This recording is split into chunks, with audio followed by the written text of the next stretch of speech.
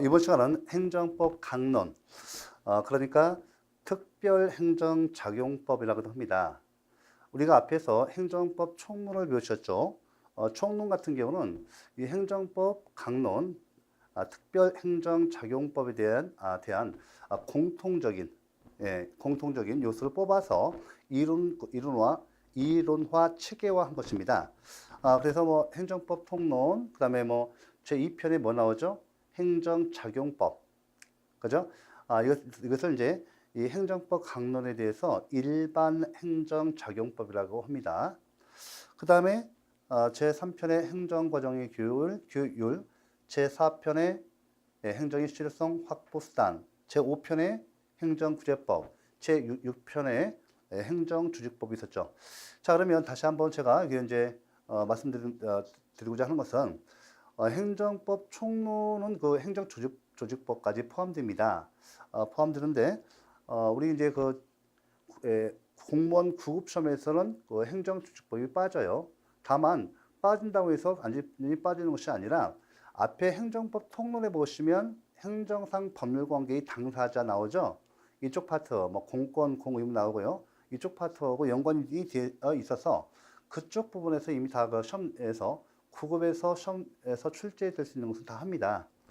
그렇지만 여러분들 조금 여러분들 나중에 승진이라든지 기타 시험을 위해서 또 행정조직법까지는 최소한 해놓으시고 시험에서 특히 이제 7급 이상이죠. 7급 이상 자격증 같은 경우는 이 행정법 강론, 특별행정적용법까지 나와요. 그러니까 행정법 총론 중에서 행정구제법까지가 절대 다섯 문제가 나와요.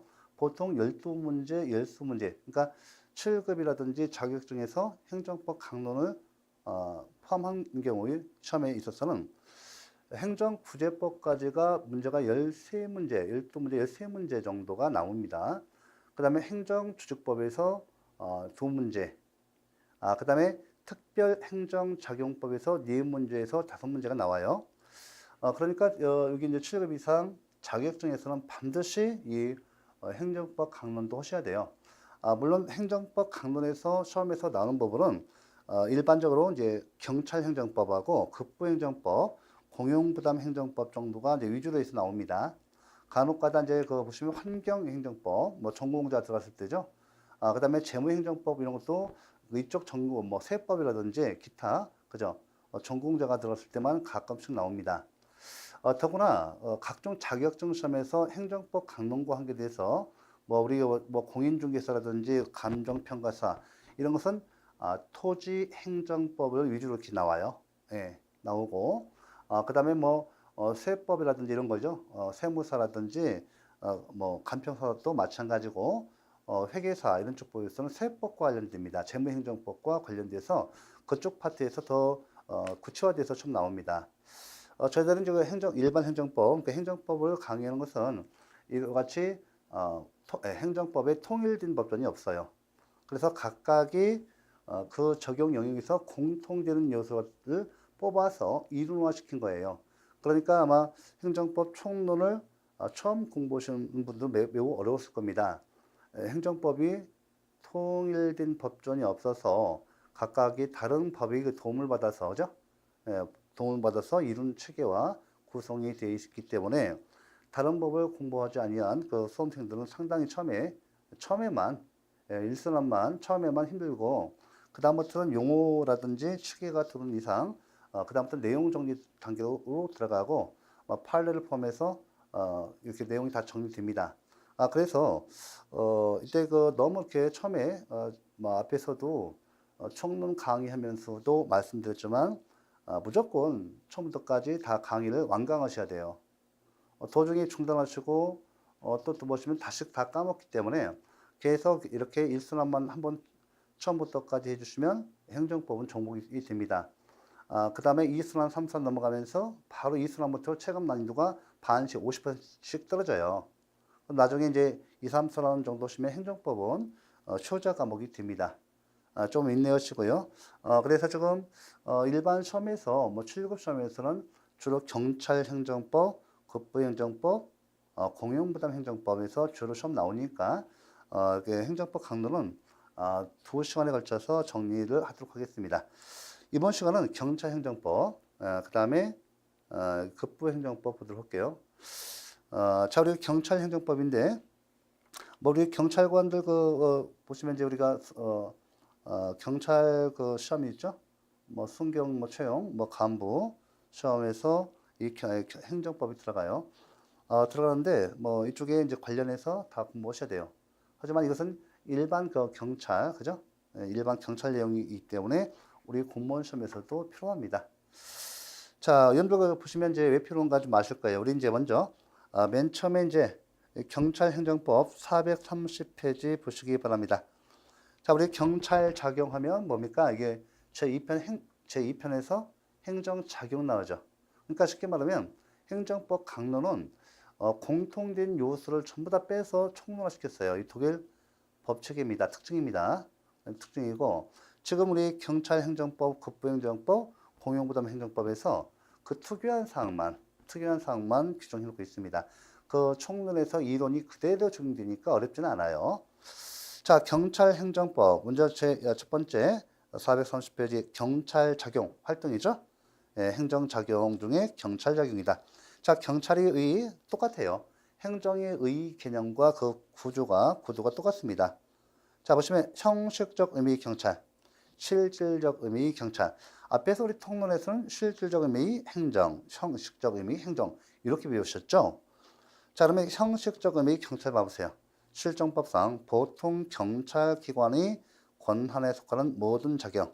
그러니까 실정법이 경찰 행정기관, 그죠? 보통 경찰 행정기관의 권한으로 규정하고 있고 이 권한에 따라서 행하는 모든 작용이 경찰이다, 경찰 행정이다, 경찰이다라는 것이 바로 형식적 의미 경찰이에요. 쉽죠? 어렵잖아요. 우리가 행정의 의 개념만 그 도구를 그대로 이용합니다. 자, 실질적 의미 경찰은 공공의 안녕과 질서에 대한 위험을 방지하고 장애를 제거하는 모든 작용이다. 그렇죠? 예, 실질적 내용적으로 파악하면 자, 우리 경찰 행정기관이 국내 치안 질서를 담당하고 있어요. 하지만 우리 보통 경찰 행정기관뿐만 아니라 그 이외의 행정기관도 이렇게 어떻게 돼요? 그렇죠? 공공의 안녕과 질서에 대한 위험을 방지하고 장애를 제거하는 이런 행정 활동을 합니다. 그래서 이제 간단히 개념을 아시면 돼요.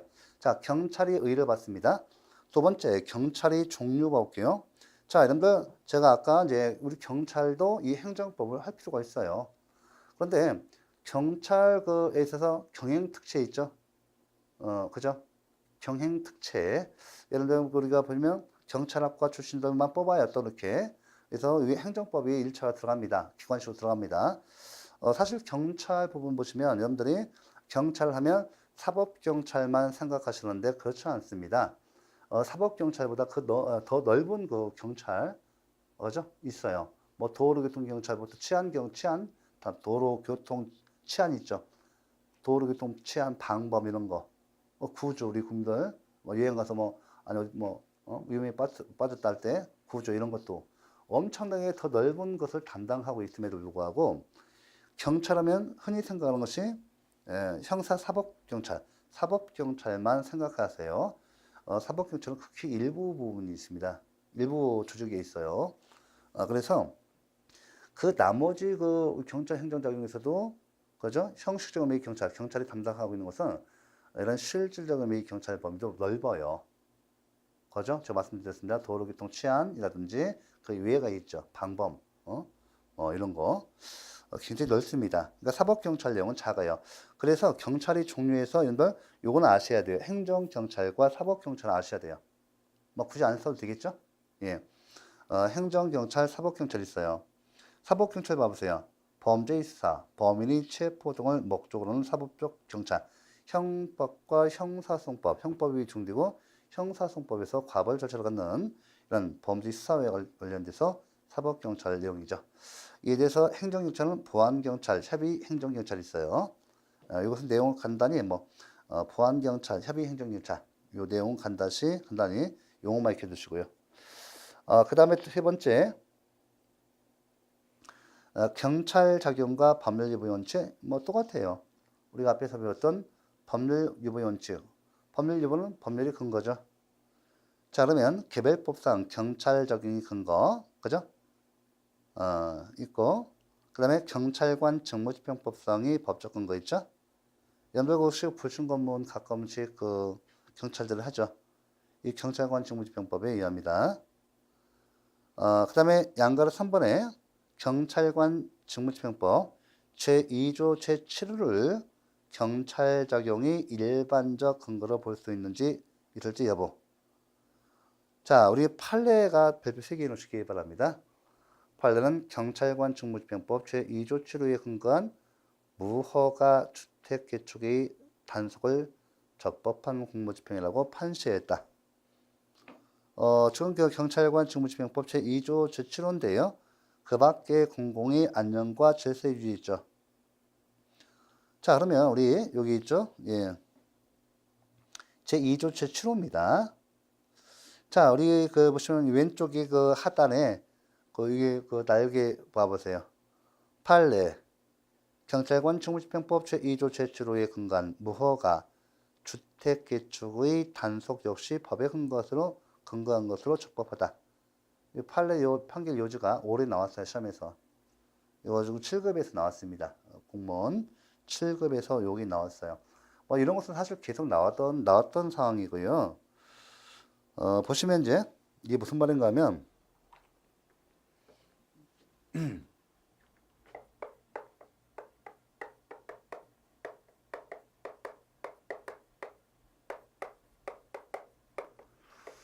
경찰관 직무집행법 제2조 제1호부터 이제 제1호부터 뭐 2호 쭉 있죠? 여기서 6호까지 6호 있어요. 그 다음에 7호가 여기 있죠. 보시면 이제 1호부터 7호까지죠. 이건 개별 조항이에요. 네, 개별 조항이라 하고요. 또는 개별 특별 조항이라고 해요. 이 7호가 이제 바로 예, 우리가 뭐라 합니까? 이것을 일반 조항이라고 합니다.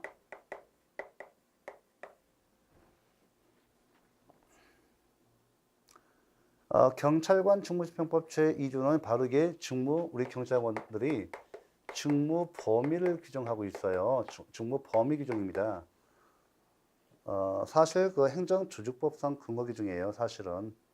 그런데 이것이 논의가 더 되는 거 있는데 법률 유보와 관계돼서 이건 두 개는 이제 법률 유보와 관계돼서 법률의 근거와 관계돼서 문제되는 건데 법률의 유보 법률 근거는 행정작용법에 관한 내용이잖아요. 물론 제가 아까 좀 전에 직무범위 내용에서 조직법상이 근거라고 말씀드렸지만 이것은 하나의 견해가 있고 견해가 좀 다양하게 전개되고 있습니다. 우리가 이제 시험에서 필요한 것은 우리는 뭐 학문을 연구하는 것이 아니라 시험에서 시험 나오면 지문이 맞고 틀린 것만 하시면 돼요. 그래서 다 생략해버리고 그 일은 안 나옵니다. 일은 뭐 학생 안 나와요. 판례 위주 나오는데 학생들이 그 판례 하니까 뭐 판례를 갖다가 무차별적으로 이렇게 뭐 최고한 두툼한 거에 절대 점수 안 나와요. 이런 거 합격 못 해요. 그렇게 판례 공부하시면 안 돼요. 저도 1년에 수백 개씩 나오는 판례를 다 알지 못하는데 어떤 여러분들이 다 알겠습니까? 모르죠. 저희들은 이제 판례를 체크할 때 기존 동종 사건에서는 판례 변경이 전원합의체 판례 변경이 일어나지 않는 한 그 내용은 동일합니다. 따라서 동종 사건에서 개별 사례에서 그 명칭이 다르다 하더라도 우리는 금방 문제를 다 맞춰요. 거의 다 만점 맞습니다. 판례 같은 경우는 전공 학생들은 왜 그렇습니까? 그 각 개별 사례를 암기하는 것은 자체 의미가 없어요. 사실은 우리가 각 케이스 바이 케이스인데 각 사례에서 주어지는 그 원리 법 원칙을 찾는 거예요. 그래서 우리가 어떤 개별 사건에서 어떤 그 이름을 암기하는 것은 그 어떤 특이한 사항에서 판례 변경이 있다. 아니면 또 동종 사건에서 법적 안정성을 위해서 그 같은 태도를 취하고 있는데 이것을 갖다가 이제 예외적 판례로서 예외 판결이 나올 수가 있어요. 그거는 진짜 그 배보다 배꼽이 크면 안 되거든요. 그러니까 한두 개밖에 안 나와요. 그런 거 체크하고 동종 사건에서 판례 변경이 되지 않는 한 예, 이때 개별 사례 나온다 하더라도 사례 나오면 어떻게 풀어요? 여러분들이 진짜 노량진 수험가에서 권하는 그건 책팔이하거든요. 예, 책장 사시는 분들이에요. 장사꾼들이 얘기한 대로 얘기한다면 뭐 10년, 100년 가도 합격 못 해요. 공무원 시험. 타보시험 뭐 이런 거 말할 것도 없고. 그렇게 하는 것이 아니라, 개별 판례 내용을 파악하시고 법 원칙을 발견하고 정리가 되어 있어야 합니다. 또 판례 입장이 정확히 되어 있어야 돼요. 그 교재에 다 돼 있거든요. 그러니까 지금 우리 교재도 판례를 참 해놓고 있는데, 이 판례는 참고만 하시고 판결 요지만 아시면 돼요. 우리가 뭐, 판결 요지를 하고 그 내용을 이해하고 계시면, 교재에 다 나와 있으니까요. 그걸 다 체크하니까 사례 문제 나온다 하더라도 다 풀 수가 있습니다. 그럼 여러분들 뭐 이렇게 수험가에서 책 팔기 위해서 책장사들이 하는 그런 대로 한다면 문제가 돼요. 교재도 꼭 필요한 그 판례를 시험에 적합하게 판례집을 내라는 거지 판례를 공부하지 말라는 것이 아닙니다. 판례집을 갖다가 판례를 공부하는데 우리 시험에 적합하게 판례를 갖다가 판결 요지를 정리해 줘야거든요. 이론을 갖다 설명하고 그 내용에 대해서 뭐 우리의 요건 효과에 대해서 어떤 특정한 부분 실정법 해석하기에 대해서 판례 입장은 그걸 정확히 알려주면 돼요. 근데 무차별적으로 판례를 갖다 이렇게 막 원문 실어놓고 저는 불필요한 것 같다 공부를 많이 한다고 해서 실력이 좋은 것은 아닙니다. 진짜 실력은 뭡니까? 여러분들 당장은 시험에서는 그 문제를 풀어서 맞추시는 것이 그 실력이에요. 그죠? 나중에 그 시험 끝나고 나셔서 행정법에 이제 그 용어라든지 책이 잡혀 있으면 정말 재밌습니다. 법 공부가 실사례 바로 도움이 돼요. 무기가 됩니다. 이건 이런 업무를 할 때도 마찬가지고 실생활에서 그저 무기가 기는 거예요. 그래서 뭐 우리가 법을 함부롭게 사용해서도 안 됩니다. 법은 법대로 나오면 나도 다쳐요. 당장 있을 수 있지만 나중에 내가 큰 피해가 올 수가 있어요. 그래서 웬만하면 저들 법을 전공하지만 법대로 하자고 안 해요. 충분히 이야기할 기회를 주고 대화를 통해 풉니다. 요거 보면 이제 그 이론을 왜 하는가? 그럼 다 생략되고 이제 판결 요지만 나오는데 제가 이 빠진 부분을 설명드리는 거예요. 판결만 보셨으면 이 내용 아시겠어요? 모릅니다. 최소한 그 이론적 그 근거는 아셔야죠. 법 논리 근거는 아셔야 한다는 얘기죠. 자, 그러면 우리가 일반법과 특별법의 관계예요. 그래서 우리가 일반 조항, 특별 조항을 합니다. 왜 이렇게 경찰관 직무집행법 제2조가 이렇게 규정하고 있는가 하는 이유가 있어요. 오늘날 우리가 행정법은 통일된 법전이 아직 없죠. 마찬가지로 우리 경찰에서 우리 행정은 너무나 다양하고 광범위하고 전문화되어 있어요. 그래서 전부 다 이렇게 각 개별 조항으로 정할 수가 없습니다. 그래서 우리 국면에 있어 교통질서라든지 치안질서 몇 개의 카테고리를 크게 묶어요.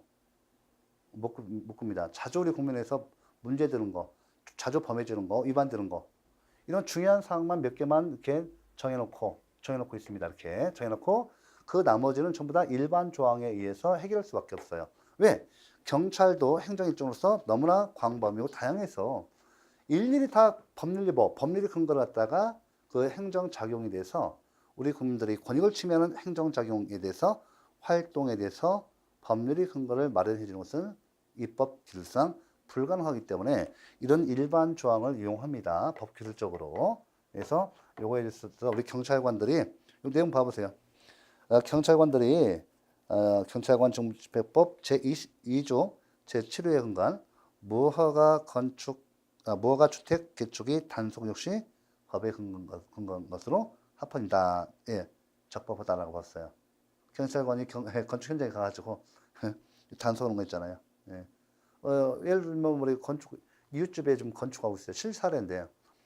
이웃집에서 내 집이 5층이에요.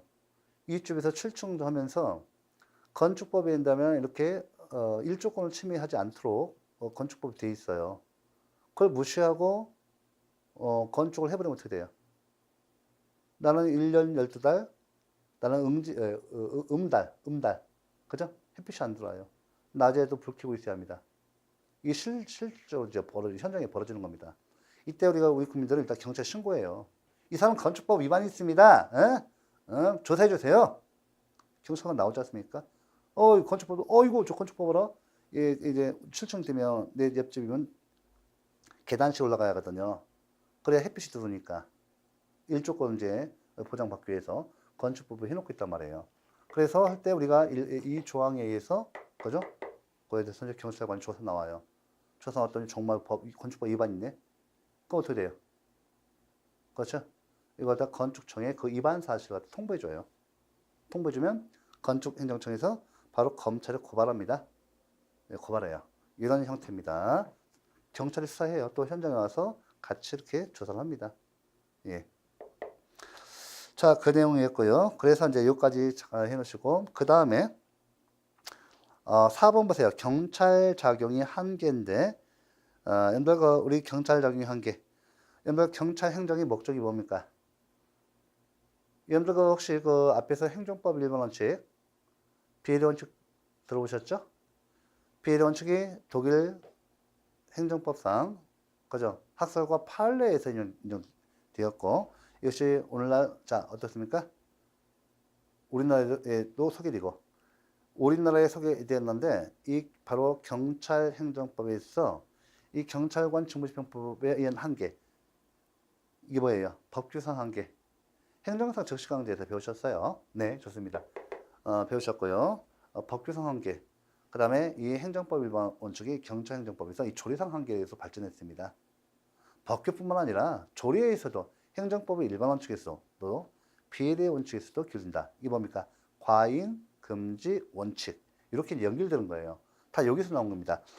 그래서 경찰 행정 목적과 그 수단 간에는 항적인 비례 관계가 있어야 한다. 이게 뭐예요? 비례 원칙, 과잉, 금지 원칙. 요거와 관련돼서 발전해서 통론을 온 거예요.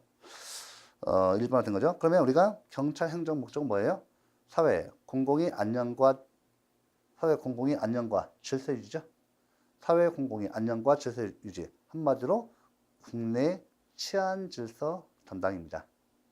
그죠? 예. 치안 질서 유지가 경찰 행정의 목적이에요. 그렇다면 경찰 행정권은 이와 같이 경찰관 직무집행법상 한계뿐만 아니라 이제 무슨 한계? 그렇죠? 여기 나온 거 봐보세요. 이게 조리상 한계, 행정법의 일반 원칙의 한계예요. 그러니까 우리가 배워야 돼요. 경찰관들은 더 행정법 배우셔야 합니다. 자, 봐보세요. 경찰 작용의 한계. 여러분들이 좀 제가 우리 행정경찰 좀 배우고 있는 거예요. 행정경찰. 사법경찰은 어디 가요? 우리가 아까 그랬잖아요. 우리 여기 잠깐 이거 좀 설명하고 가야겠네. 여기 경찰장의 한계 보기 전에 앞에서 보안경찰도 보죠. 그러면 보안경찰, 협의행정경찰. 행정경찰, 광의 행정경찰이에요. 이거는 보안경찰이 있고 협의행정경찰이 있습니다. 이 보안경찰은 내용이 뭐예요? 그죠? 우리 도로, 보통 경찰 행정기관이 담당하는 뭐예요? 도로교통, 방범. 그죠? 도로교통, 방범. 그죠? 그 다음에, 그죠? 이 치안질서 유지잖아요. 도로교통에서 또, 그 다음에 방범, 범죄 예방 이런 거. 그죠? 방범이 범죄 예방이에요. 이런 거. 경찰이 담당하고 있는 거. 그러니까 우리 현재 보통 경찰 행정기관이 담당하고 있는 걸 말해요. 현재. 그러니까 쉽게 말하면 여기 보면 이제 사법경찰, 형사사법경찰로서 수사권을 가진, 그죠? 범죄를 찾고 수사하고 처벌하는 이거 사법경찰 빼고 보통 경찰이 담당하는 뭐 교통이라든지 방범, 뭐 각종 담당하고 있는 이런 활동을 말해요. 그죠? 그 다음에요. 이게 협의행정경찰은 뭐냐면, 여러분들 우리 경찰 말고요. 우리 산림경찰이 있죠. 있잖아요. 그 다음 위생경찰이 있죠. 그죠? 이 사람들은 뭐야? 특별경찰기관. 그러니까, 보안경찰은 보통 경찰행정기관, 우리 경찰이라고 말하는 이런 경찰기관이 담당하는 이런 도로교통이라든지 뭐 방범, 치안질서 유지 활동입니다. 범죄 예방 활동 이런 거고, 협의행정경찰은 말 그대로 건축행정청이죠. 건축이라든지 위생경찰, 그죠? 건축경찰, 위생경찰 이런 거, 그죠? 산림경찰, 그죠? 이런 것은 보통 행정기관, 보통 행정기관이 담당하는 특별한 목적에 의해서, 그죠? 위생이라든지 건축, 그다음에 산림, 경찰 이런 거, 이건 담당하는 특별 그 수사관이 있어요. 특별 경찰이 있어요. 갖고 이 사람들은 뭐가 있어요? 검찰의 고발권이 있어요. 예, 일반 그 행정기관인데 특별 경찰 신분을 줘요. 특별 경찰권을 줘가지고 이거 갖다가 수사를 할 수가 있어요. 수사를 할 수 있고 이거 갖다가 검찰에 고발할 수 있습니다. 수사했더니 진짜 법 위반이네. 산림경찰 내용 보면 뭐 그래서 이 사람들이 이제 허가를 내줬어요. 일정한 그 벌목 허가를 내줬는데 일정 범위를 넘어서 많이 해버린 거예요. 심지어는 지리산 그 국립공원 왔었죠. 거기서 이제 벌목을 하지 않습니까? 법적으로 벌목 해줘야 돼요. 그러니까 나무를 갖다 너무 총총히 돼 있으니까 벌목 해준단 말이에요. 그런데 뭐 벌목 혼사에 멀쩡한 그죠? 나무를 다 베버렸어요. 이때 산림미 경찰이 출동하죠. 신고 들어가고 항공 찍어버려요. 봐서 보죠. 벌목을 제대로 하고 있는가 가보죠. 봐가지고 왔다가 이제 검찰 법 위반 사실 있으면 검찰의 수사를 통해서 고발합니다. 이게 이제 일반 행정기관이 갖고 있는 위생경찰, 산림경찰 이런 거 말해요. 그러니까 여기 보안경찰은 보통 경찰 행정기관이 하는 경찰 내용이에요. 예. 사법경찰은 틀려요. 사법경찰은 뭐 형법 적용되는 범죄에 대해서 형사소송법에 의해서 관한 이런 절차. 별도로 이렇게 형사사법기관이 형사부 따로 있어요. 형사부가. 자, 됐죠? 이렇게 됐고, 이거 다 설명드렸어요. 됐고, 이제 경찰적인 한계 이제 보시면, 여기 보시면 뭐 나와요? 경찰 소고기 원칙. 왜요? 경찰은요, 사회 공공의 안녕과 질서 유지를 위한, 이런 사회 공공의 안녕과 질서 유지를 치안 질서라고 해요. 이 치안 질서를 확보하는 데 있어서 소극적인 행정작용을 해요. 사회, 쉽게 말하면 소극적인 무슨 뜻이에요? 소극적인 사회 공공의 안녕과 질서 유지를 갖다가 목적으로 합니다. 그죠? 그러니까 쉽게 말하면 이거죠. 우리 일반 국민에서 사회 공공의 안녕과 질서 유지를 침해하지 못하도록, 그죠? 못하도록, 우리 국민들이 하지 못하도록 이렇게 막는 거예요. 막는 거예요. 그죠? 예. 그러니까 그죠? 그러니까 우리가 예선 그 작용, 소극적 작용을 하고요. 우리가 우리 일반 행정기관은 복지 정책, 그죠? 복지 정책 어떻게 돼요? 적극적으로 해야죠. 해당 관할 구역에서 어떤 최저임금이 아니라 기초생활수급자가 있는지 확인해야 하고요. 그죠? 초등학교에서 아동급식이 제대로든지 또 이게 아동급식, 그죠? 그래서 밥을 굶는 애들이 있는지 찾아가지고 급식을 해야죠. 그죠? 이거 적극적인 복리작용, 적극적인 행정활동을 하는 것이 우리가 이제 급부행정 영역입니다. 급부행정 영역에서는 행정기관이 적극적으로 해야죠. 찾아서 취하죠. 근데 경찰 쪽에서는 부작위, 우리 국민들이 하지 못하도록, 침해하지 못하도록 하는 행정작용에 그쳐야 돼요. 아시겠죠? 예. 이렇게 해서, 여기 보시면, 치안질서, 사회공공의 안녕과 질서 유지를 할 때, 우리 국민들이 법질서를 침해하지 못하도록 하는데 중점이 있습니다. 예. 그래서 적극적으로 어떤 상황을 만드는 것이 아니에요. 그래서 경찰 소고기 원칙, 그 다음에 경찰 공공의 원칙 매우 중요합니다. 경찰 공공의 원칙. 경찰권은 공공의 안녕과 질서 유지라는 목적을 위해서만 발동할 수 있다. 이에 관계없는 개인적 사생활 영역인 사생활, 사주소, 민사 관계에 대해서는 간섭할 수 없다. 공공의 원칙 별표 3개. 혹시 박스 문제에서 가끔 나와요. 박스 문제가 나오니까, 그죠? 우리 경찰 기관은 공법 영역이에요. 우리가 공사법 왜 나누겠어요? 경찰이 특히 문제되는 것이, 그죠? 경찰 공공의 원칙. 우리 경찰권은 보통 경찰 행정기관뿐만 아니라 특별 경찰 행정기관도 마찬가지예요. 우리 국민 사법 영역에 개입하면 안 돼요. 이거 문제 되죠. 예. 경찰 공공의 원칙. 그죠? 꼭 기억하시고, 박스 문제 나올 수 있습니다. 자, 경찰 비례 원칙. 이게 바로 비례 원칙이에요. 과잉 금지 원칙. 경찰권은 그 직무 수행에 필요한 최소한도에서 행사되어야며 남용하여서는 아니 된다. 여기서 이제 발전한 거예요. 이 경찰적인 관계 지금 현재 말하는 것이 이게 바로 우리 목차는 생략되어 있지만 조리상 한계가 나와요. 경찰관 직무집행법 이고서 이제 한계는 무기 사용이죠. 우리 국민들 무기 사용. 장구 사용, 뭐 철탄 사용 이런 거, 어? 경찰관 직무집행법에서 한계가 있어요. 예. 이게 법규상 한계고 지금 배우시는 것이 조리상 한계예요. 경찰 평등의 원칙, 평등법 배우셨죠? 불합리한 차별 금지 원칙, 경찰 책임 원칙, 그죠? 자, 보시면 국가의 모든 구성원은 자신이 지배하는 물건이 공공이 위해가 되지 않도록 경찰 책임을 지며 이를 위반하면 경찰권의 발동의 대상입니다. 경찰 책임 원칙. 가끔은 우리가 보시면 이제 우리 건물 있죠? 건물에서 법이 허용하지 않는 건축법이 허용하지 않는 시설물을 설치했다. 그래서 우리가 통행인이 다칠 수가 있잖아요. 이런 경우에 경찰에 신고하면 경찰서 나옵니다. 조사하죠. 철거를 요구하죠. 철거 명령합니다. 해당 물론 경찰도 나오지만 해당 구역 경찰 조사하고 나서 통보해요. 해당 행정기관에다가. 경찰상 그죠? 우리가 책임도 물 수도 있고 그 다음에 해당 행정기관에서 또 책임 물 수가 있습니다. 자, 이렇게 해서 이제 보셨고요. 지금 그 경찰 책임의 원칙이 다시 마지막에 다시 세분한 거거든요. 그래서 이것도 가끔씩 시험에서 나옵니다. 주로 시험에서 나올 수 있는 것은 경찰 책임의 원칙과 관련돼서 좀 정리를 좀 하셔야 돼요. 이거는 이제 내용을 같이 보도록 하죠. 양가로 일반 종류 행위 책임, 상태 책임 보세요. 행위 책임. 특정인이 행위에 의해서 공공의 안녕과 질서에 든 위해가 야기된 경우에 행위를 한 자가 지는 경찰 책임.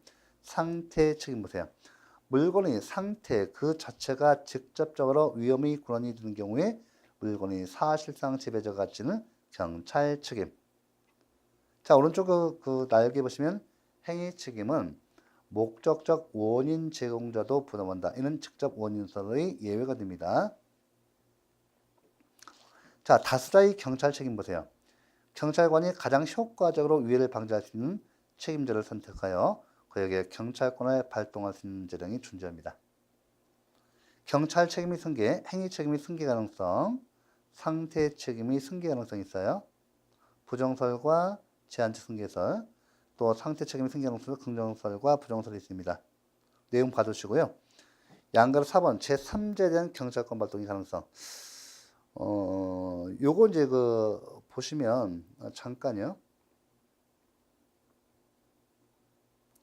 양가로 일단은 요거 내용에서 조금 더 최근 간략하게 되어 있으니까 이런 것이 있다만 봐보세요. 보고 여러분들 나중에 문제를 통해서 요 실사례에 이것이 어떻게 되는지를 문제를 통해서 정리를 해주시기 바랍니다. 교재는 많이 이렇게 정리가 안 돼 있어요. 내용이 훨씬 많습니다. 많은데 일단은 지금은 요거까지만 처음 공부하시니까 요거까지만 해놓으시고 문제를 통해서 이 관련 경찰 책임 문제 많이 나와 있어요. 그래서 문제집을 통해서 이때 정리를 해놓으시기 바랍니다. 양가로 4번 보세요. 제3자에 대한 경찰권 발동의 가능성. 자, 요건 이제 문제가 되는데요. 보시면 제가 이제 요 제3자에 대한 경찰권의 발동 가능성 한 가지 양가로 3번 경찰 책임이 승계에 대해서 조금 제가 말씀드린 것은 이게 판례가 나와 있지 않고 우리 학자인 교수님들이 시험 문제 내요. 그래서 이게 좀 논란이 있어요, 사실은. 있어서 예를 들면 이런 거지 않습니까? 제가 이제 우리 월드컵이 있었잖아요. 자, 월드컵이 있을 때 이제 어떻습니까? 대형 매장에서 음식점이라든 대형 매장에서 손님을 끌기 위해서 또 광고 차원에서 매장 유리창 있잖아요. 유리창 안쪽에다가 대형 요즘에 많이 TV도 이제 TV도 그죠? 큰 거 좀 요즘 얇고 좀 삼성 거 많이 나오지 않습니까? LG도 있고 LCD 이런 거 제품을 갖다 크게 이렇게 해놓지 않습니까? 그러면 축구 경기 한일 한다 아니면 이렇게 아주 주요 경기 같은 경우는 국민들이 관심사가 많이 크죠. 근데요, 예를 들어서 음식점 주인이 식당 주인이 이렇게 홍보 차원에서 이 TV를 갖다가 이 창가에다 설치해 놓죠. 사람들이 갖다 지나다가 어떻게 돼요?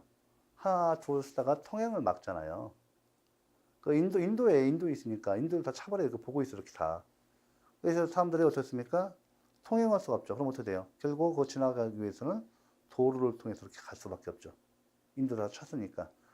이런 경우에 이것다가 그죠? 이게 바로 행위 책임이냐, 상태 책임이냐 논란이 있어요. 그래서 좀 문제가 뭐 두 문제, 세 문제 나와 있는데 그 문제는 그 각 개별 사례에서 문제를 통해서 정리 좀 해놓으시기 바랍니다. 제가 요거는 언급만 하고 가겠습니다. 그러나 학설상 이제 논란이 여지가 커요. 잘못하면 시비 걸리면 이제 그 정답 시비 문제가 될 수도 있어요. 근데 문제를 갖다 좀 정교하게 그 학설에 맞게끔 이렇게 유도를 이제 바람직하지 않습니다. 그건. 왜냐면 그 처음에서 한 문제 가지고 당락을 결정하는데 그 문제 이렇게 좀 틀리라고 내릴 수 있지만은 제가 봐서는 좀 판례 위주가 당연히 학설 그 판례가 없는 그 영역이 있잖아요. 그 학설에 의해서 메꿔줄 수밖에 없는데 그렇다 하더라도 그런 피해서 판례 위주로 이렇게 내야죠. 제가 판례 위주로 이렇게 또 판례적으로 이렇게 그 얘기하는 것이 아니에요. 판결 내용 이해하고 요지를 기억하고 있으면 돼요. 사례 문제도 똑같이 안 나와요.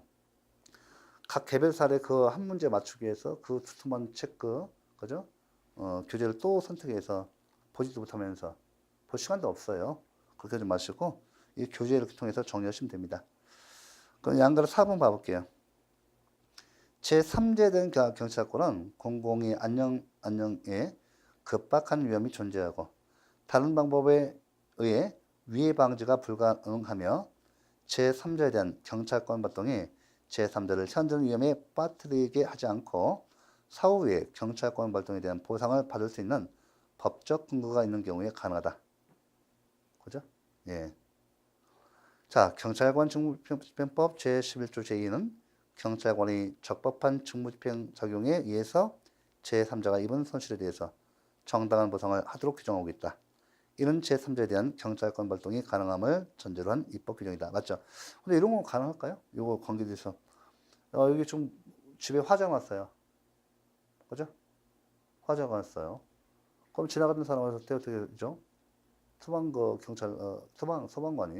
그죠? 아니면 경찰이, 소방관이 먼저 불 끄고 있고, 밖에서 일반 경찰들에게 질서를 유지시킵니다. 지나가는 사람들부터 잡아, 그죠? 급하잖아요. 몰라가지고.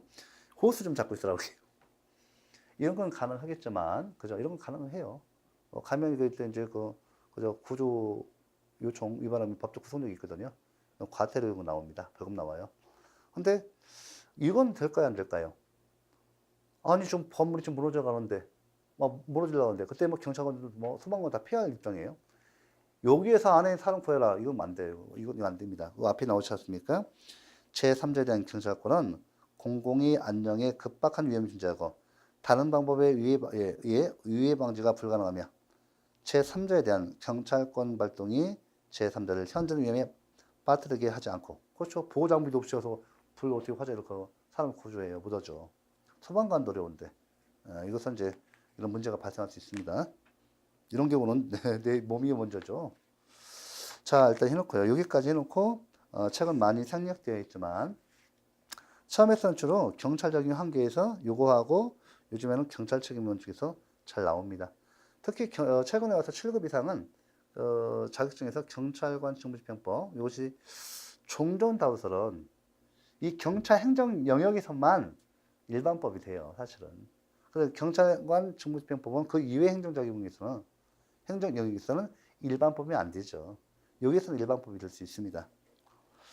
자, 이렇게 받으시고 이제 급부행정법 보시죠. 자, 급부행정법은 우리가 좀 공모를 좀 그 내용 나오는데 네, 좀 공모를 잘 나와요. 공모를 개념하고 관련해서 시험에서 잘 나옵니다. 그다음에 우리가 뭐 공물 경찰, 공물 관리 시험 잘 나오고요. 공물의 사용 관계. 여기 이제 그 보시면 급부행정법이 오히려 좀 최근에서 시험 잘 나와요. 그러니까 경찰자금법, 경찰행정법하고 급부행정법에서 시험 나옵니다. 그러면 먼저 여기 용어를 갖다가 좀 정리를 해볼게요. 여기 뭐 다 우리 총론에서 이미 다 했던 거예요, 이거. 총론에서 다 했던 거고, 취득시에 소멸시 다 했지 않습니까? 행정법 통론에서 행정상 법률관계 사실에서 다 했던 거예요. 그 다음에 뭐 이게 공물 경찰, 공물 관리, 공물의 사용 관계, 요 내용, 요 좀 보셔야 돼요. 그럼 제가 요거 총론에 했지만 다시 이쪽 파트에서 필요한 거니까 더 공부를 하셔야 됩니다, 여러분들. 급부행정법에서 그 다음에 중요한 것이 뭐냐면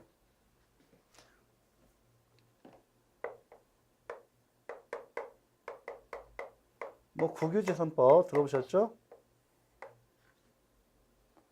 그 다음에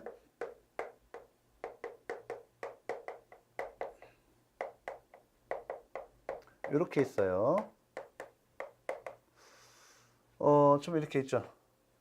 그 다음에 우리가 구조가 똑같아요. 요걸 국유재산법을 기준으로 해서, 자, 국가 소유 재산을 말하는 거예요, 이게. 국유재산. 국가 소유 재산을 규율하는 법. 국유재산법. 보시면 뭐가 있어요? 여기. 뭐가 있었죠? 뭐가 있어요? 총론하셨습니까? 다 까먹으셨죠? 괜찮습니다. 다시 반복하죠. 행정재산이 있다. 행정재산이 있습니다. 이게 실정법성 용어예요. 실정법, 그죠? 행정재산과 뭐가 있어요? 그 다음에 크게. 예, 뭐가 있어요? 예전에는 뭐라고 했어요, 이걸? 잡종재산이다라고 했죠. 지금은 일반재산이에요.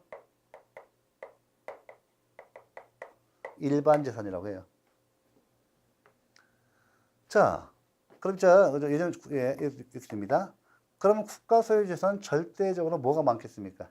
여기 많겠죠. 국가도 개인과 같이 재산을 갖고 있습니다. 왜? 그죠? 이거 필요할 때마다 족족 팔아먹으면 돼요. 나중에 공공사업 하도 못해요. 다 민간인, 우리 사인들이 갖고 있으면. 그렇지 않습니까? 그래서 국가도 일단 대비해서, 그죠? 뭐, 국가는 뭐 경을 갖고 있죠? 엄청나게 돈 많이 갖고 있습니다. 조경. 그죠? 재산이 엄청 많죠? 자, 그런데 이 행정재산은 말 그대로 이름이 실정법 용어입니다. 행정재산 말 그대로 우리 행정 주체가 공행정 목적실현을 위해서 제공해서 쓰여지고 있는 물건이에요. 쉽게 말하면. 그래서 이 행정재산이죠. 그래서 우리가 이걸 뭐라 한다고요? 공물이라요, 공물. 물건이 공익에 제공해서 쓰여지고 있다는 뜻에서 공물이라, 공물. 자, 그죠? 그럼 국가도요, 개인과 같이 일반 재산, 개인과 같이 재산을 소유하고 있는 형태. 그래서 일반 재산이라고 해요. 이 법적 성질이 뭐예요? 개인이 소유하고 있는 물건인 형태로 국가도 소유니까 사물이 법적 성질을 갖습니다. 공물, 사물. 그죠? 이 두 개 개념은 뭐예요? 이건 실정법상 용어고, 이건 무슨 개념이에요, 이건? 이건 학문상 개념이에요, 학문상. 우리 학자들이 만든 개념이고, 요거고, 실질적인 용어는, 실정법상 용어는 요거예요. 요거. 요거 나눠볼게요. 이거 뭐가 있어요, 맨 처음에? 이거 쉬워요. 뭐, 다 했던 거 아닙니까? 공공용 재산. 또 뭐가 있어요? 공용재산 있잖아요. 공용재산. 그 다음에, 보존용 재산. 그 다음에 뭐예요? 공기업용 재산이 있어요. 뭐 더 어려워요. 다 했던 거지. 그러니까 왜 행정법 총론 때 왜 어렵게 했어요? 왜 어렵게 느껴질까요? 사실은 이 강론부터 해야 돼요, 공부를. 행정추직법이 제일 먼저 가야 하고, 강론 먼저 이렇게 해놓고 가야 한다고요. 강론을 배우고 나서 총론을 배워야 하는데, 총론을 냅다 배우니까 뭐 기초 지식도 없지, 용어도 모르지. 이거 여기서 나오는 것 같다 앞에서 하니까 얼마나 힘들어요. 머리 그냥 지나. 마치 우리들 처음에 행정법 시작할 때, 이제 강의 시작할 때 보면, 앞에 학생들 다 얼굴 보면 빨가네요. 학생들이 공부를 않고 맨 술이나 먹고 왔나 할 정도로 얼굴 홍당 막 얼굴 빨가네요. 어떻게든지 이거 집어넣으려고 막 노력하시니까. 그게 일순환 딱 끝나죠. 이거 다 이렇게 뒤에서 하는 거예요. 이거 앞에서 하니까 얼마나 어렵겠어요. 뭐 어렵습니까? 이거 해놓고 평생 직장을 얻는데, 그 다음 평생 쓰는 도구인데, 내 연장이에요. 행정법은. 좀 참으셔야죠. 됐죠? 공공재산 뭐예요? 행정주체가 일반 민중이 편익을 위해서 제공해서 쓰여주는 물건이에요. 쉽게 말하면. 이거는 공공용물은 행정주체가 일반 민중이 편익을 위해서 제공해서 쓰여주는 물건이고, 이 공용재산은 뭐예요? 공용재산. 이건 공공용물이라 하죠. 공공용물. 이건 공용물. 응? 재산 대신에. 이건 행정주체가 행정목적 실현을 위해서 직접 제공해서 쓰는 물건. 이게 공용물이에요. 보존용 곡물 우리가 뭐가 있어요? 그죠? 그죠? 문화적 가치가 있는 문화적 유산이 있죠. 뭐가 있어요? 국보, 보물, 국보 보물이지 않습니까? 이거 어디 들어있습니까? 사찰, 각종 사찰, 전통 사찰 뭐 이런 거, 뭐 청자 도자기, 공김유사, 철도공사, 서울시 지하철 공사 이런 거예요. 나머지 다 3월이라고 해요. 법적 일반재산. 예, 됐죠? 요걸 요 하면 요거 다 해결되는 거예요. 그러면 여기 그 곡물이 의 봐보세요. 의어 종류. 빠르게 정리합니다. 용어 이거 다 해놓고 자 그러면 곡물이 의 보세요. 곡물이란 행정 주체에 의해서 직접이죠. 공적 목적에 제공되어 공법적 기를 받는 유체물, 무체물, 물건이 집합체를 말한다. 자 중요합니다. 공적 목적에 제공되는 것이 그것의 소유관계는 불문합니다. 그죠? 여기 뭐 봐보세요. 이거 공문 마찬가지예요. 예. 여기 뭐 우리 보물 국보 개인 소유인 거 있죠? 그죠? 예, 후민저금 거 해례본 이런 거. 그죠? 국가가 막대한 돈 주고 사야 돼요, 이런 거. 안 팔죠. 워낙 뭐 가치로 따질 수가 없어. 너무 비싸. 너무 이렇게 소중한 가치가 있죠? 이런 거예요. 그러니까 소유관계 묻지 않습니다. 예. 그 불상 있잖아요. 고려시대 불상도 개인이 소유고 있잖아요. 스님이 사찰 쌓고 있지 않습니까? 그럼 국가 소유가 아니에요. 개인 소유인데 국보로 이렇게 국보로 갖다가 이제 해놓으면 그죠? 이렇게 우리가 뭐가 됩니까? 국보 보존물이 되는 거예요. 자, 그다음에 됐죠? 그래서 공공용물, 공용물 이렇게 했고 곡물의 종류 봐보세요. 행정 목적에 따른 분류 공공용물, 공용물, 그죠? 보존 곡물, 성립 과정에 따른 자연 곡물, 하천, 호수 이런 거, 인공 곡물, 소유권에 따른 분류 국유 곡물, 공유 곡물, 사유 곡물. 어렵지 않죠? 국유, 공유, 지방자치단체 등이 갖고 있는 거고요. 사유 곡물 보시고. 자, 이어서 곡물의 성립과 소멸. 자, 곡물의 성립 요건 중요해요. 곡물이 성립하기 위해서는 자, 물건이 일반 공종이 사용에 제공될 수 있는 형체적 요소를 갖고 있어야 하고요. 두 번째, 일반 공종이 사용에 제공한다는 행정주체의 의사표시의 공용 지정이죠. 이 있어야 하고, 물건에 대한 행정주체의 정당한 권원을 필요로 합니다. 자, 다음에 두 번째, 공공용물, 공용물, 보존물의 성립 요건의 개별적 검토. 요건 조금 아셔야 돼요. 그래서 개괄적 비교에서 보시면 공공용물, 그죠? 예, 공용물, 보존곡물 이렇게 해서 한번 도표 참고해서 알아두시고 양가로 2번 형체적 요소로서의 곡물. 자, 곡물은 그 종류를 불문하고 형체적 요소를 갖춰야 합니다. 그 다음에 형체적 요소란 물건이 통상 갖춰야 할 일정한 형체를 갖추고 있는 형태고요. 의사적 요소로서의 공용적, 이건 참 잘 나와요. 그래서 자 보시면 곡물 가운데 공공용물과 보존곡물은 의사적 요소로서 공용지정을 필요로 한다. 판례는 공용지정은 행정처분, 법령 또는 실제로 행정재산으로 사용되는 경우에 중에 하나여야 한다고 판시하고 있다. 공용물의 경우에는 자 행정기관의 사용에 직접 이용되기 때문에 별다른 의사표시를 요구하지 않으므로 공용지정이 필요치 않다. 그래서 내용 봐주시고요. 자, 우리 433쪽에 오른쪽 날개 판례 보겠습니다. 인공 곡물뿐만 아니라 자연 곡물도 공용 지정이 있어야 행정재산이 된다는 것이 판례 입장에 꼭 아셔야 돼요. 하천 이런 거, 호수 이런 거. 판례 2. 공용 지정은 반드시 행정처분으로 할 필요는 없으며 법령에 의해서 지정되거나 행정재산으로 실제로 사용되는 경우에 어느 하나에 해당하면 됩니다.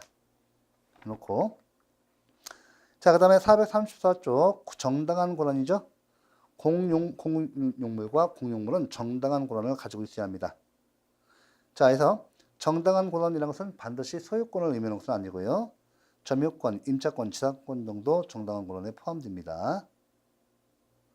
판례 보세요.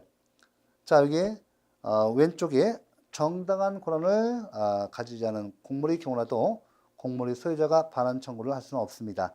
이런 공공의 목적에 공유되는 공물을 사인의 소유라는 이유로 반환하면 그로 인한 공익상의 피해가 너무 크기 때문이다. 됐죠? 예정 공물 자 받으시고요. 공물이 소멸 보시고 공공용물, 공용물, 보조공물이 소멸해서 이게 판례 중이에요. 판례 잘 돼 있지만은 왼쪽에 위에 블랭크 부분, 날개 부분 보겠습니다.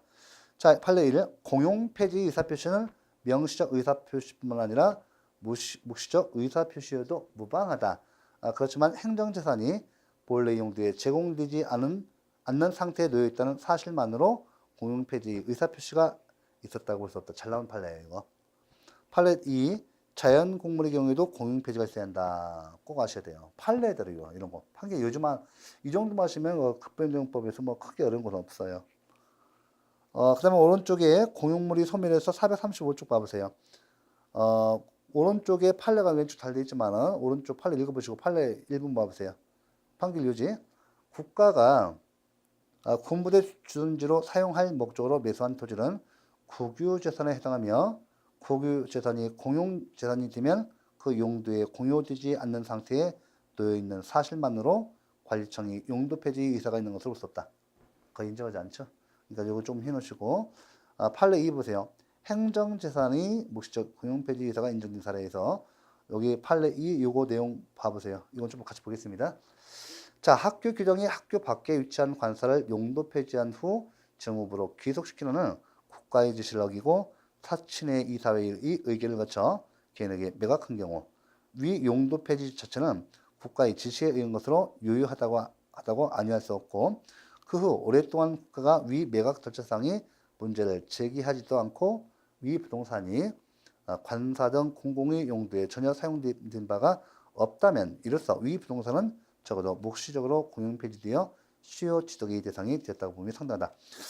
묵시적 공용폐지, 묵시적, 그러니까 적극적 의사표시, 명시적 의사표시와 대비되는 것이 묵시적 의사표시예요. 주의 쉽게 묵시적 의사표시가 인정되기 위해서는 특별한 사정이 있어야 돼요. 그러니까 묵시적 어떤 부작위가 묵시적 의사표시가 되기 위해서는 이 묵시적 의사표시가 의사표시로 인정될 만한 특별한 사정이 있어야 한다. 꼭 기억하시고요. 요 내용에 따라서 인정되고 부정됩니다. 보존물의 공물 소멸 보시고 그 다음에 공공용물, 공용물, 보존공물의 소멸 비교 공공용물 소멸의 방법 공용폐지 필요, 공용물 공용폐지 필요, 보존공물도 공용폐지 필요입니다. 세 개 다 필요하죠. 그 다음에 공물의 내용, 시효취득의 제한 이건 앞에서 말씀드렸죠. 시효취득의 제한 공물일 때는 안 돼요. 우리가 이 공물일 때는 공용폐지가 있기 전까지는 안 되죠. 시효취득의 대상이 안 됩니다. 하지만 공용폐지 후에는 돼요. 해놓으셔야죠. 양가로 이번 436쪽에 판례에서 나왔지 않습니까? 요 그대로 그죠? 공용폐지가 되지 않는 한 자, 시효취득의 대상이 될 수 없다. 이거 다 했던 거고 총론을 다 했던 겁니다. 공용수용의 제한 봐보세요. 여기 판례 436조 판례 같이 봐볼게요. 맨 위에 봐보세요. 민법상 시효취득은 아무런 제한이 없는 소유권을 취득한다. 판례 1 보세요. 국유재산에 대한 시효취득을 주장하려면 시효취득 기간 동안 계속하여 행정재산이 일반재산이 된다. 보면 말씀 아시죠? 사물이 된다는 거예요. 일반재산이라고요. 판례 2. 공용폐지가 되지 않으면 행정재산은 일반재산이 되지 않으며 따라서 시효취득의 대상이 될 수 없다. 판례 공물은 시효취득의 대상이 될 수 없지만 공용수용의 대상은 될 수 있습니다. 아셔야 돼요. 오른쪽에 이제 공물, 자, 436쪽 공물 경찰, 공물 관리가 있죠. 이렇게 해서 우리가 공물 경찰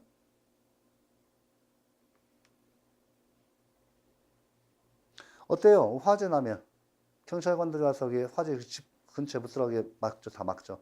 길 차단하고 그죠? 어떤 물건 건축물이 붕괴 우려가 있다면 그 일대 통행을 다 제한해 버리죠. 이게 공물 경찰이에요.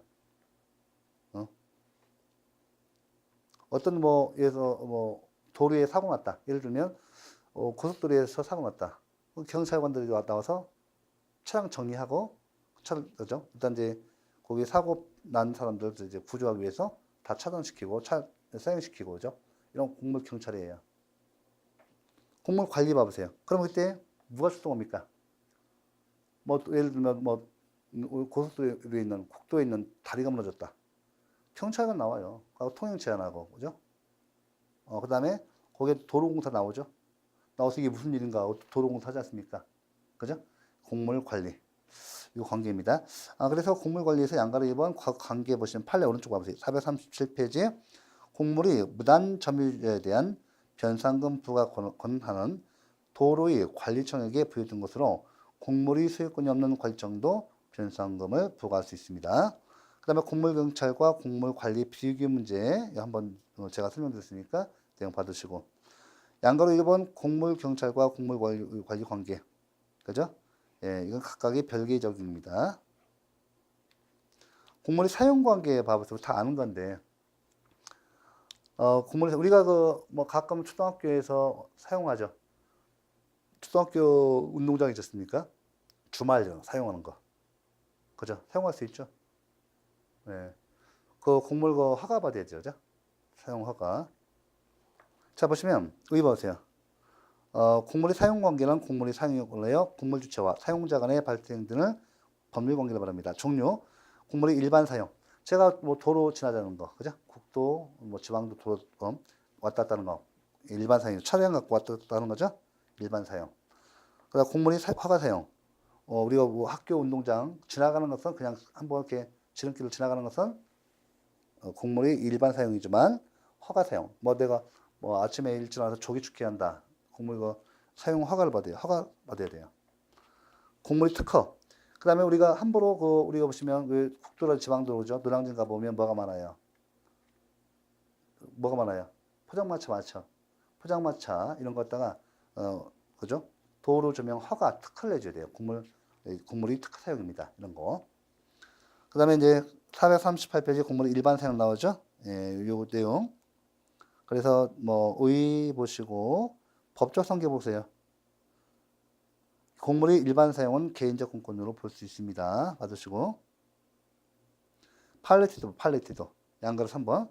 판례는 공공유물이 성질상 특정 개인의 생활에 직접적이고 구시적인 이익을 부여하고 있는 경우에는 공공유물의 폐지를 다툴 수 있는 법률상 이익이 있다고 판시하고 있다. 별표 3개 이것만 해놓으시고 그 다음에 인접주민이 고양된 일반 사용이 있어요. 의 봐보세요. 내용은 판례만 보겠습니다. 인접주민이 고양된 일반 사용이란 도로 같은 공공용물에 인접하여 거주하거나 토지를 쓰고 있는 자들이 특별한 사용권을 말합니다.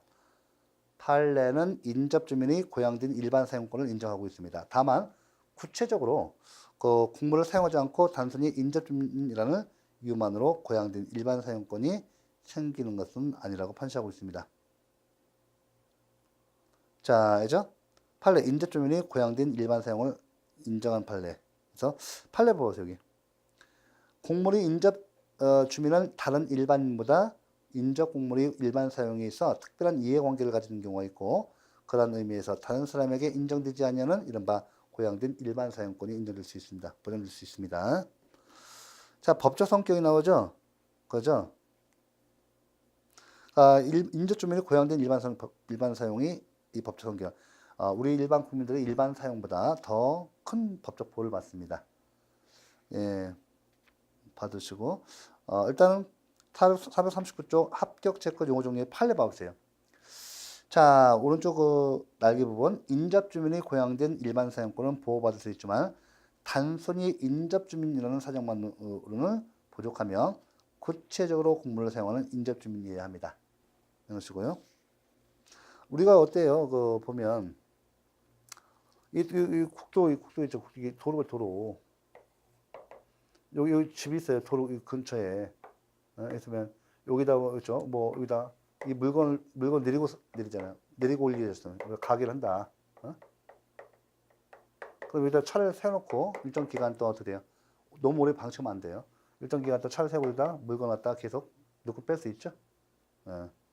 계속 주정차 시키면 안 돼요. 주정차 위반 단속되지만 물건을 갖다 싣고 나갈 때 이거는 우리가 그죠? 인접 주민이 고양된 일반 사용으로 인정돼야 합니다.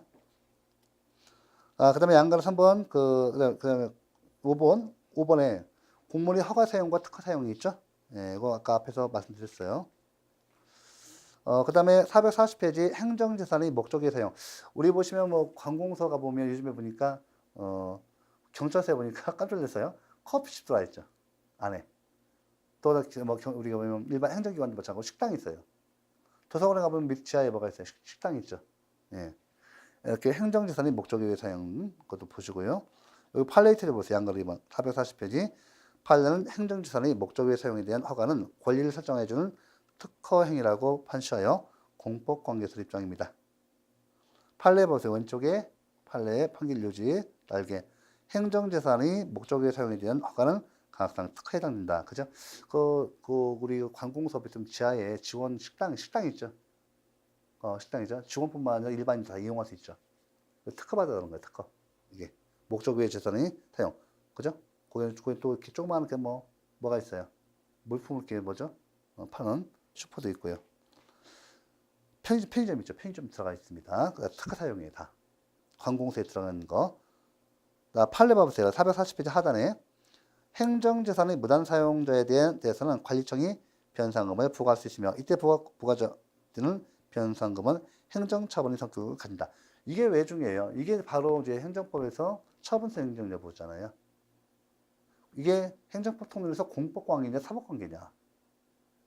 공법관계예요. 이게 쉽게 말하면 행정재산의 무단 사용자에 대해서 관리청이 변상금을 부과한다. 이거 공법관계예요, 사법관계예요? 사법관계가 아니라 공법관계입니다. 처분이에요. 뒤에서 항고승인 대상적 기관 처분성 인정되죠. 공법관계고 처음 유형이 두 가지로 나오고 그 다음에 여기서 또 강론관계에 대해서 이 법적 성질을 물어봅니다. 지금 이렇게 보셨고 441쪽 자금 지원 행정 보시고요. 이때 보시면 보조금 지급 결정이 법적 성격 요거 정도 체크하시기 바랍니다. 오른쪽 판례 441쪽에 오른쪽 날개 판례 보세요. 보조금 지급 결정은 처분 등을 원인으로 하여 형성된 법률관계에 된 것으로서 당사자 승인의 대상입니다. 처분성 보증됩니다. 예, 그래서 자 이번 시간 여기까지 봤고요. 하여튼 고생 많으셨습니다. 일단은 강론 부분은 어렵지 않아요. 총론에서 이미 다 해오셨고 원래 강론부터 강의들을 들으셔야 하는데 일반적으로 강론을 좀 무시하고 총론만 행정구제법까지 강의 다 끝납니다. 이번 시간 여기까지 정리하겠습니다. 수고하셨습니다.